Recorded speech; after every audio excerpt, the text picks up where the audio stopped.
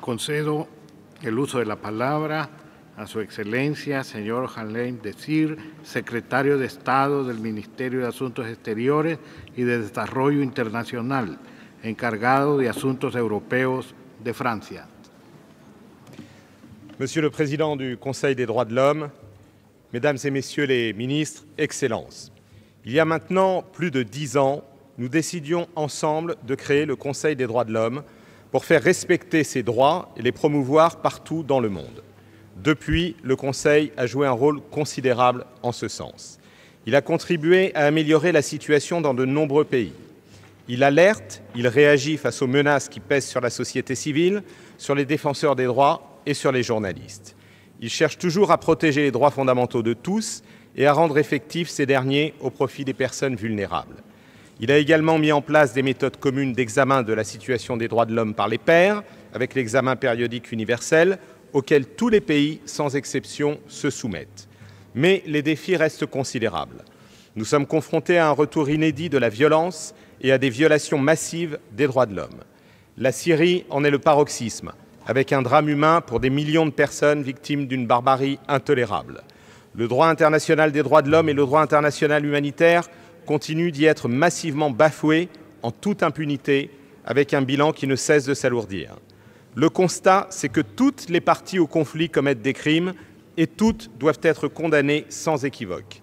À la tyrannie du régime qui assiège, affame et qui bombarde sa population depuis maintenant 6 ans, s'ajoute la barbarie sans nom de Daesh.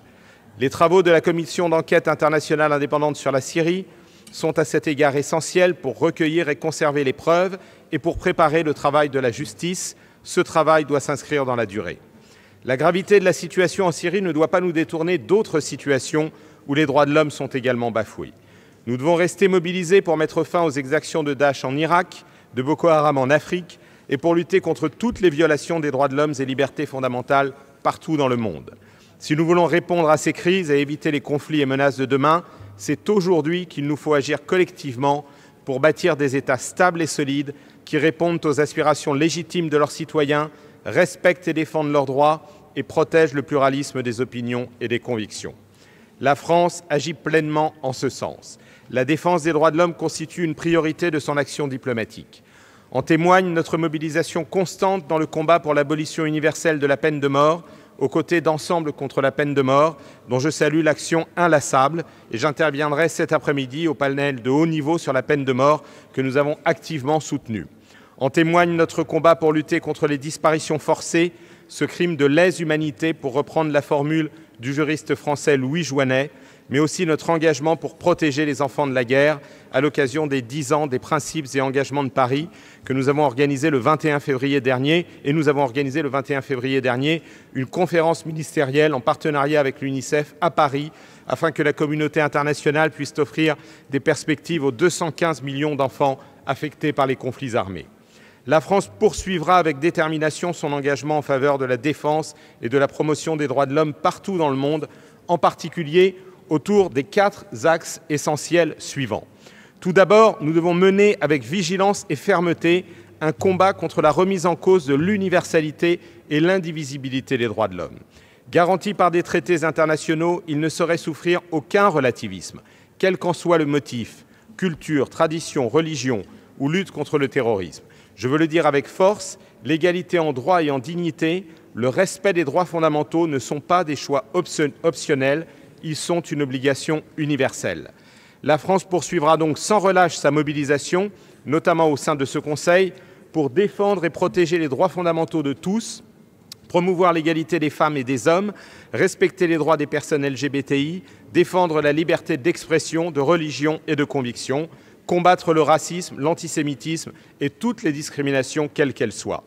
Le deuxième axe essentiel, c'est que la France poursuivra avec détermination son combat pour la défense de principes inviolables. L'abolition universelle de la peine de mort, c'est en effet indispensable alors que plus d'une vingtaine d'États dans le monde continuent d'appliquer ce châtiment cruel avec un accroissement du nombre d'exécutions dans le monde. C'est aussi un engagement nécessaire face aux appels au rétablissement de la peine capitale et aux exécutions extrajudiciaires dans plusieurs régions du monde.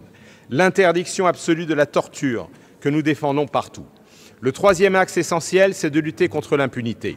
car il n'y a pas de paix sans justice. La France est mobilisée avec vous pour briser les cycles de violence et déférer tous les auteurs de crimes devant la justice. La Cour pénale internationale est dans ce cadre un instrument fondamental. Nous devons la soutenir avec toujours plus de vigueur. La volonté de lutter contre l'impunité est aussi un des éléments importants de notre initiative sur l'encadrement du droit de veto au Conseil de sécurité des Nations Unies, qui doit être en mesure de prévenir et d'arrêter les atrocités de masse. Le quatrième axe essentiel, enfin, c'est de promouvoir une société civile libre, dynamique et ouverte. Face au rétrécissement continu de l'espace de la société civile, la protection des défenseurs des droits de l'homme, des journalistes, doit rester une priorité majeure de ce Conseil. La France est préoccupée par la multiplication d'arrestations de journalistes, d'avocats, de défenseurs et le développement de législation encadrant l'activité des ONG étrangères. Ce bannissement de la parole ne saurait être toléré. Mais notre diplomatie au soutien des droits de l'homme doit aussi s'adapter aux nouveaux défis.